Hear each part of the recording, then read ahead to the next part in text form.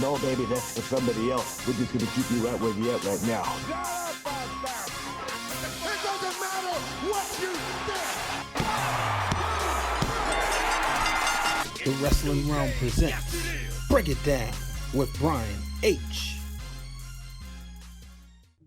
Hello, ladies and gentlemen. Welcome to this edition of Break It Down with Brian H. I am your host, Brian H. Waters. This show, of course, is brought to you by the Wrestling Realm. If you haven't done so, make sure you have subscribed to the YouTube channel, and make sure for all you podcast listeners out there, make sure you got us on Apple Podcasts, Google Podcasts, Spotify, Stitcher, you name it, we are there. Ladies and gentlemen, this past Friday night on SmackDown, Brock Lesnar got some retribution, folks. Finally, he was able to get his hands on Cain Velasquez the way he wanted to about 10 years ago in the ring. So we was told that we would get Lesnar and Cain face to face. Unfortunately, it didn't happen for those out there who were looking for it. Brock was backstage, and Cain Velasquez and Rey Mysterio was at the ring. All of a sudden, Brock appears on the Titantron, and he has Dominic in the palm of his hands. And he would beat him up really badly. That would lead to Dominic getting seen, and, they was getting ready to, they was tending to him. All of a sudden, Cain Velasquez and Rey Mysterio would go to the back, and Brock was nowhere to be found. So while they're tending to him, boom, Brock Lesnar comes out, beats them all up. But the key part right there, where he F5 Cain Velasquez on top of Rey Mysterio. On top of Dominic. Wow. Just crazy. That sets us up. The next time we will see the two of them will be at Crown Jewel this coming Thursday on Halloween. But I was listening to Conrad Thompson and Bruce Pritchard, and they were discussing the fact that Cain, that this has happened on Halloween, and they said, "What did they miss the ball right there? Could WWE have used this as a Halloween Havoc? How fun would it have been?" I will say that is one of the WCW pay-per-views I wish they would have brought over. That and Fall Brawl. Well, they brought over the War Games, but just they got the Great American Bash. They eventually got Starrcade. Wish they would have took Halloween Havoc. I was hoping they really got that concept. Unfortunately, didn't. They even did Clash of the Champions, which is, I think they did. It was like, But I thought it would be real cool if they would have taken the Halloween Havoc concept. WWE wasn't really doing much in October anyway. Now it's Hell in a Cell. At one point it was No Mercy. So I thought that would have been really cool. That with the WWE production, the ideas, it would have been really neat to see what they could have done with a Halloween Havoc. But nonetheless, let's moving on. I'm actually gonna go right into I'll say that for later. Moving on. Sami Zayn, Daniel Bryan. Folks, so this week we were told that we was going to get answers from Daniel Bryan. He was going to come out there whether or not we were getting the return of the Yes Movement. Everybody knows I'm a huge Daniel Bryan fan. Would I be excited about the Yes Movement? I'm good either way. I really like the character. I really like how he has evolved over the years. So I don't need it necessarily, but I wouldn't be opposed to it. But Sami Zayn jumped in, tried to recruit him, and just told him, why don't you come join up with Shinsuke and I? And I thought that was interesting. These two go way back on the independents. So, but we didn't get an answer from Daniel Bryan. So as I was, scouring, looking over the internet, Mark Henry said on Busted Open Radio that Daniel Bryan doesn't need to go back to that. Doesn't need that. He'll become, he will be in danger of becoming a puppet.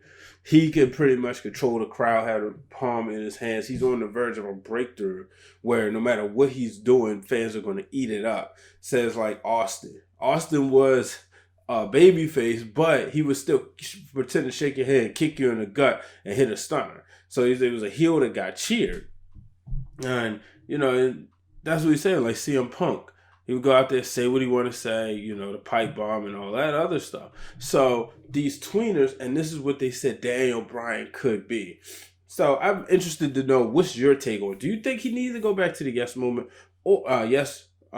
or should he stay kind of that tweener, or should he go full-fledged heel? What do you think? Make sure you drop it in the comments. Tweet us at Wrealm. Tweet me at Brian H. Waters, because I want to know your thoughts. All right, now it's time for the top rope this week. Going up to the top rope.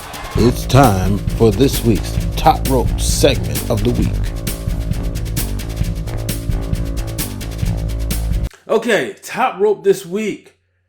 WWE Backstage. I really love this. Right after SmackDown, it came on. We saw Roman Reigns in the back, in the locker room, fresh after a win.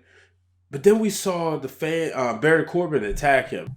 So, Roman Reigns, Team Hogan versus Team Flair at SmackDown. Roman Reigns was victorious as he, Ali, Shorty G were victorious over King Corbin, Shinsuke Nakamura, and Cesaro. Afterwards, see Corbin come out there, go backstage and attack him while he's on a live show. Just adds that realism to it. Makes it really cool. Like I said, the WWE Backstage show is really good.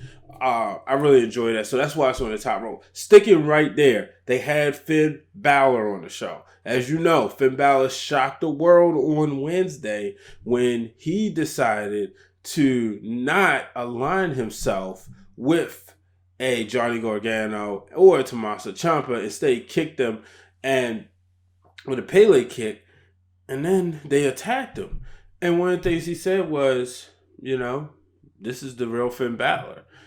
Told people, check out, who he was when he was the Prince. And when he was Prince Devitt, he was a heel. So I'm excited to see this in WWE. He's kind of got the cool look. Not so much the demon stuff, or the happy-go-lucky or the Balor Club. It's just him. So I'm excited to see what they can do with this on NXT. And he said NXT is like Broadway, where Raw and SmackDown is like Hollywood. Some people like the Hollywood movies. Some people like Broadway plays. Broadway is more intimate. You see the people right there. Hollywood, they're on the screen. It's taped and playback for later. So I thought this was really great. I'm interested to see where they go with this. I'm excited about Finn Balor because he's somebody who I rooted for him. No, I didn't root for him to win the Universal Championship. Once he won it, I was excited. Okay, where does he go from there? You got to remember, he defeated Roman Reigns on Raw in that tournament to decide who would be the first Universal Champion at a time where Reigns was always winning. So nobody saw that coming. So it felt like they had a lot of faith. They was going to go with him, make him the first Universal Champion. But then he got hurt and he never recovered. So what happens on NXT? We all know his best reign was in NXT under the WWE umbrella. So only time will tell. Now it's time for my tapped out. Here's our tapped out segment of the week. All right, ladies and gentlemen. So usually there is one tapped out every week. Sometimes there's two. In this case, there are 3 tapped outs for the week. We're going to start with perhaps the worst one. No, it's not perhaps. It is the absolute worst of them all. Normally, something on Twitter would fall under the around the net section. However, I didn't want to put this around the net. I wanted it to be on the tapped out because it was just that bad. It's not just a discussion. It's not just something that happened. But this is something that not only affects the wrestler involved, but it affects a lot of people. And that has to do with Jordan Miles. You follow him on Twitter at GoGoMiles. He posted a shirt. It's a brand new t-shirt. I think this may be his first one under the WWE umbrella. Now, folks may remember he was ACH. He wrestled in New Japan. He wrestled in Ring of Honor. Very well known in the independent circuit. So, a lot of people couldn't wait for him to get his opportunity at the WWE. Couldn't wait for him to go to the big leagues. So now he's on NXT. And he posted a shirt. Now, if you look there on your screen, you should automatically know what the issue is. And if you don't, I'm going to say, excuse your ignorance. Because it's simply a picture of the word Jordan over top of the word Miles, the same way the top row of teeth is over the bottom row of teeth. And then there's the background to that picture is in red, the color of lips. And he posted, I will keep posting this till my voice is heard. I'm not sorry for anything I say or do. Representation is important. If this is Vince McMahon, and he tagged him, and Triple H, and he tagged him as well, vision, in quotation marks, of me, then this is a slap in the face to every African American performer, fan, and supporter. I mean, it's 2019. At the beginning of the year, we were hoping and praying that we would see a black WWE champion. Especially when they went as far as to tell this guy named Kofi Kingston that he wasn't good enough. In the end, we got Kofi. Not only did Kofi Kingston become WWE champion, but he had a successful reign that lasted longer than, your typical WrestleMania reigns, which is usually when you get the push at WrestleMania. You see people most of the time lose it around SummerSlam. Kofi went a little bit longer. He went into October where he lost it to Brock Lesnar. People wasn't happy with the way he lost it. But then it seems like after that, it's like, okay, you got your shot. Here you go. Now that you guys got your champion, now we're going to do what we want to do, and we're going to go back. And this is just ridiculous. You may remember a few years ago, and I'm going to remind you by putting the image on the screen, when Brodus Clay, known as the Funkasaurus, was the, running wild. They put a shirt, and it was the Funkasaurus, and it looked like a monkey. A lot of people didn't like this shirt. Brodus looked like a monkey. And people say, nah, you're tripping. If you do not know what it's like to be black in America, please spare yourself the trouble. Consider yourself blessed. And what I mean is, consider yourself blessed because sometimes things like this happen. It's just bad. You don't know what it's like. Now, I enjoy being black in America. It's not for the weak at heart. It's not. People may think it is, but no, it's not to be joked with. So to see what happens to Jordan Miles is absolutely disgusting. He went on his Twitter account and he's changed his picture to black and white. And he asked for people to stand with him by doing the same thing. I gotta give a shout out to @Uncle Wheeze. That is UNKLEWHEEZ. Shout out to Uncle Wheeze for, I saw it, but he asked the Wrestling Realm to discuss this. So, I always say, look, if something you want me to talk about, I'm going to talk about it. And I was going to talk about this, but I had to give him a shout out, especially for being a supporter and, to being that voice. So, I definitely appreciate you listening and checking us out. But this is absolutely ridiculous. This cannot happen. And I hope that if... I don't like asking for anybody's job. So I hope that there is some sort of sensitivity training. I know somebody else will say, no, this person should get fired. That's just not just a really, really, really blatant... Just really, yes, this is bad, but, unless you really like, women, children, sexual assault, something like that, that's when I will do it. But I'm not saying that you're wrong if you do. I'm just saying that I'm not going to ask for somebody's job. But I will say that I wish that the black people in the room would speak up. The black people behind the scenes would speak up. I know on my shoot job, There are times where I say, no, we can't say this. Or I write scripts. I'll give you full disclosure. I write scripts. I write scripts for, people who are not of the same color. I'm conscious to what I write. I have to think about, okay, I'm presenting this person out there.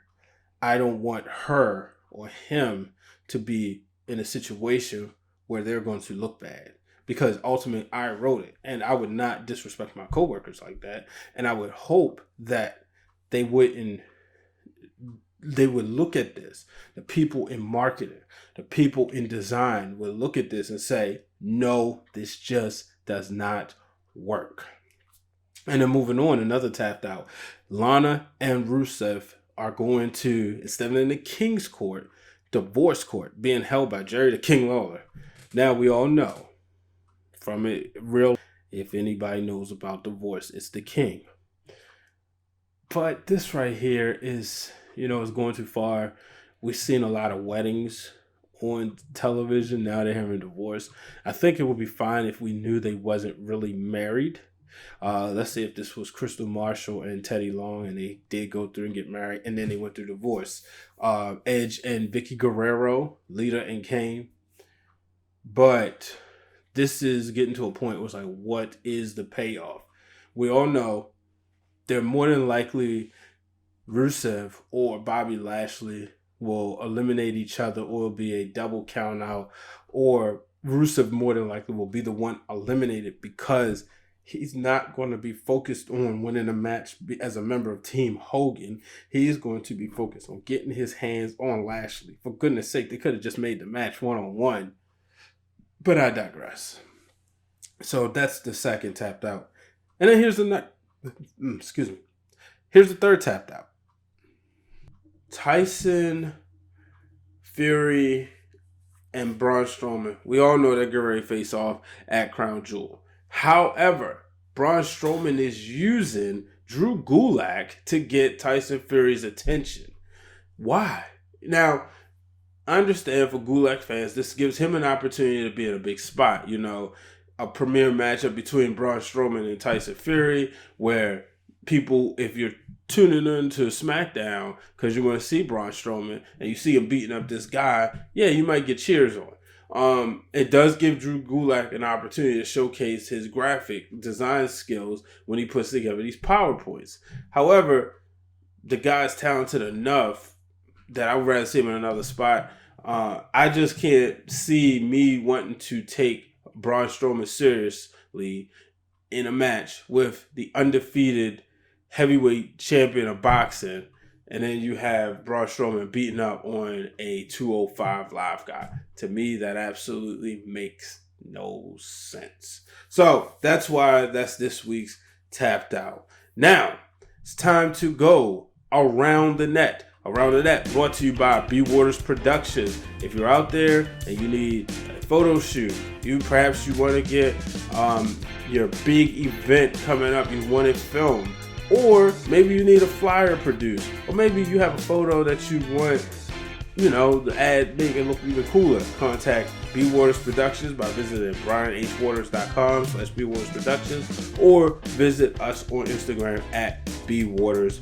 So on this week's Around the Net, let's see, we're going to start with Jim Ross and Seth Rollins. You may wonder what happened, right? So Seth Rollins was at a Comic-Con recently, and while he was at Comic-Con, he stated that a fan asked him, Seth, what do you think about the chances of you and Kenny Omega?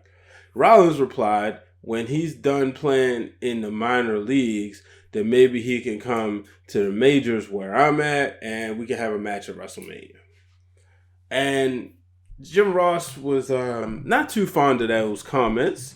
He went on his podcast this past week and with Conrad Thompson, and he passionately replied saying that it was Bush League. Said he talked to a couple Hall of Famers and said those Hall of Famers, which he wouldn't name, but WWE Hall of Famers, were very disappointed in Rollins' comments. And, that's not what you do in this business. No need to put someone else down, especially this guy's working hard each and every week. So Rollins would, JR was not fond of that, especially with Kenny Omega. Now, I know a lot of people out there, including my brother, the real Dwayne Allen, may bring up the fact that the Young Bucks, they kind of started it. The whole Too Sweet showing up on Monday Night Raw, trying to start a war, and then we all see what Cody did at All Out when he took the sledgehammer and threw it through the throne or beat up the throne and stuff like that. To each his own. When I see Cody and the Young Bucks do that stuff, it's kind of like, well, more so with Cody. Cody acts like a battered ex. Let's call it for what it is. He acts like a battered ex. Even this past Wednesday on All Elite Wrestling, he even said, this isn't like that company we used to work for. But Jim Ross, obviously you could tell he's passionate. He's sticking up for his guy, Kenny Omega. He said there's just no reason for him to do that. So I'm wondering where are you guys on that? What do you think about it? Later on, Seth Rollins would reply in the sense where he was taking a picture of him out on a trip, and he said, he replied to a tweet, said he's come hang out with him and his very over girlfriend, because that's the part I forgot to include. With the punchline in that was Jim Ross said that maybe he needs to focus and he can hope to get his over as his girlfriend. We all know Seth Rollins is dating the man Becky Lynch. And what he was basically saying is, you're worried about Kenny Omega, but you can't get over like your girlfriend. You're not even, she's the most over. So he replied like, yeah, come on, hang out with my more than over girlfriend, fiance and I. And somebody said, hey, he's coming at you. And Jim Ross replied, Becky Lynch is over more than anybody in WWE in his opinion. And Becky would reply, she expressed her gratitude and then said, look, I'll whip your whole divisions behind any day of the week twice on Sunday. So, the gibber back and forth, I always think is interesting. I would love to see how this would be if the Attitude Era was going on. Could you imagine the tweets between WWE and WCW? Just the click alone, Triple H firing off at Hogan, or Shawn Michaels and Bret Hart going at it back and forth, or Triple H and maybe X-Pac going back and forth with Eric Bischoff, or we got to even say it, the DX and the NWO, Hall and Nash going up against Triple H and Shawn Michaels just via Twitter. The beefs they would have, I think that would be very interesting. One thing we also saw on the internet this week where Randy Orton made a mention where he mentioned Chris Jericho, Cody, and Jericho said something along the lines of like, send me your tape. And, so can you imagine Randy Orton going to AEW? And speaking of Orton, another thing he did was tease the Revival reunion. There was a tweet with the Revival tweeting about a picture of good times. And Randy Orton said, he said it'd be nice if we could have a revival. We could have this again. Randy Orton replied, 2020. Is he saying what could happen in an extra draft? Who knows? So I thought that stuff was very interesting to say the least. Eric Bischoff, he addressed getting let go from WWE. If you listen to 83 Weeks, you would have heard him talk about it. He said, sure, he's disappointed that he couldn't meet Vince McMahon's expectations, but he's more than grateful for the opportunity. You're not going to find him bashing the company, at least on this part. There's words I've heard, rumor and innuendo that Bischoff, that people weren't happy working under him. So who knows? They even have an 83 Days shirt to play off the 83 Weeks podcast. So, and then like a Bischoff moving company will get you there and back.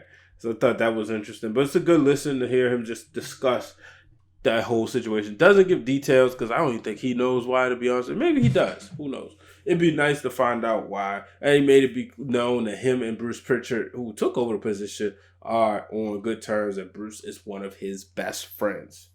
Dave Meltzer said that Britt Baker's match was perfect and the hometown hero should win, but the match was not good.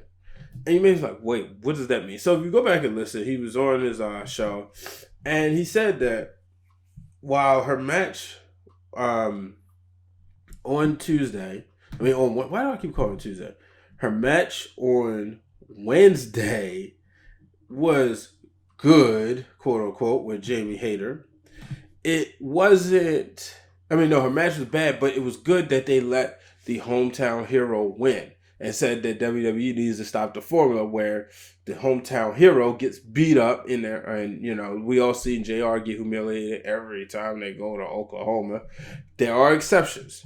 Bret Hart won his first WWE championship in Canada. Again, it was Saskatoon. No, it wasn't Calgary, Alberta, but it was in Canada. Naomi won the WWE Women's Championship at WrestleMania in Orlando, becoming the first Black superstar to win a championship at WrestleMania 33. So there are exceptions. Batista beat The Undertaker right in Washington, D.C. So I understand what he's saying. We'll see. I don't know what they're going to do as far as AEW. How are they going to go about it? Are they going to give people opportunities to win in their hometown? Sure, that would be good, but if they don't, so be it. All right, moving on. Fresh look for Impact. They have a new color scheme. So I was looking on the internet and I saw, Impact on Axis. They got a red color scheme. They got a jib cam. They added the Axis TV logo, a new set. So I'm interested to see.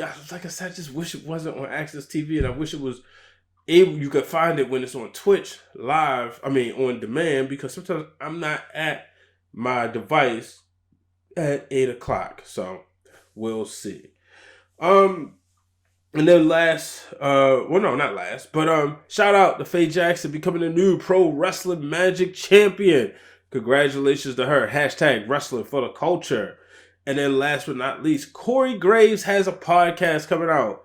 Yes, Corey Graves has a podcast coming out this Wednesday or Tuesday.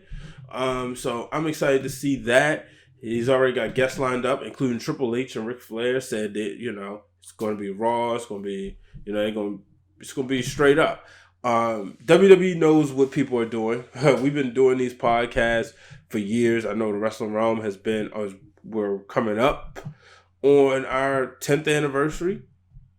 So, but, it is what it is. WWE noticed that if you played the video game, WWE 2K, we'll go to 19, when they started adding in the podcast on the game. And, they had one that sounded like a Jim Ross podcast. But wrestlers, they've been having their podcast. Like I said, Conrad Thompson, we call him the Podfather, has a show with Bischoff, Tony Schiavone, Arn Anderson, Jim Ross, and Bruce Pritchard. That's 5 days a week. And this is a mortgage guy. So I'm interested to see what they do with Corey Graves. Remember, this is someone who was supposed to be a WWE superstar. Unfortunately, an injury set him back, and he's been thriving ever since. I think by the time it's all said and done, the next generation won't even know that he was a wrestler unless they tune into the WWE Network and see that he was indeed, I believe he was a tag team champion at one point. But, the cook, sometimes the way things fall, and look, good for him. I want to see what they do with this podcast. I remember JBL had a show. Unfortunately, they canceled it. They also had the, kind of like the post-show rundown. It was kind of like it was formatted with Rosenberg from Hot 97. They don't do that anymore. There was the SmackDown, who was it? Oh man, I forgot the name of it. Somebody's going to remind me. But it was the SmackDown post-show, essentially. That was cool. Smack Talk. Talk is Smack. That's what it was. Then they tried Raw Talk. They got away from that. And Talk is Smack was really, really good. Don't know why they got away from it. But hey, it is what it is. So, but we'll see. And just in case I get this out before, they're doing a special 1 hour encore presentation on Fox for this week's SmackDown following the NFL games. So a special 1 hour, because Fox didn't air SmackDown. Instead, it aired on Fox Sports 1. So for fans out there who do not have cable, they only have network television, they will be able to get a 1 hour condensed version of WWE SmackDown. But ladies and gentlemen, that is going to do it for this episode of Break It Down with Brian H. Make sure you subscribe to the Wrestling Realm everywhere you get your podcasts. Make sure you tune in this week. Like I said, we got Crown Jewel coming up. So I want to know, what do you think? What are some of your predictions? Are you interested? Will you watch it live? Will you watch it on demand when you get off of work or out of school? Until the next time, folks, I'm Brian H. Waters. So long, everybody. Thank you for tuning in to this week's episode of Break It Down with Brian H. Hit the subscribe button and turn on the bell so you get notified every time the Wrestling Realm posts new content.